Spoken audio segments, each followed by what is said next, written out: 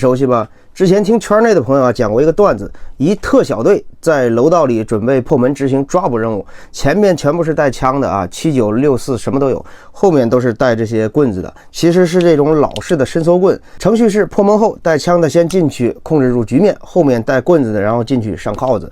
演习的时候都好好的，可能楼道的空间有点小啊，一个挨一个的离得特别近，这种棍子呢不使劲甩的话，它有时候甩不出来啊，特别是第三节甩不开的话，不耽误事儿吗？一破门就 FBI 啊，用 FBI 代替，整个小队就不怎么有序的冲了进去啊。前面带枪的是提前上好膛的，进去的时候打开保险就行了。后面带棍子的总得把棍子甩出来吧。只听见好几个人哎呀呀呀，棍子甩得过猛，全部打到了后面队友的膝盖上。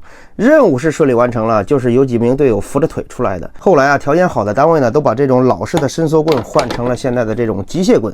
现在我手里的机械棍呢，大部分都是纳利德的，特别是这个纳利德21寸，这个是非常经典的一个标准棍。还有一个红色版本的是教官用的。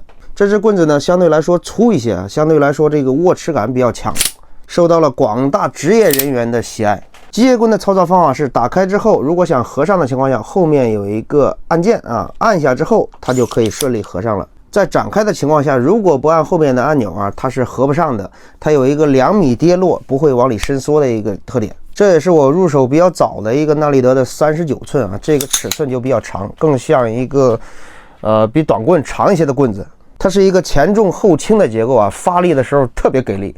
同样，每一根棍子的前面都有一个破窗珠。然后这是我的一个16寸的便携版啊，这是一个轻机啊，特点是特别的轻，因为机械棍它分轻机和重机。然后今年他们又推出了一个新的全钢版的重机18寸，这个尺寸就特别有意思啊，特别的适中。全长的话45点多，然后手柄是皮质包裹，加了一个可拆卸的包夹，可以很方便的夹在裤兜里或者是说背包里，非常的便携。它因为是全钢的，然后又是重机，所以说这个打击力道就非常的大。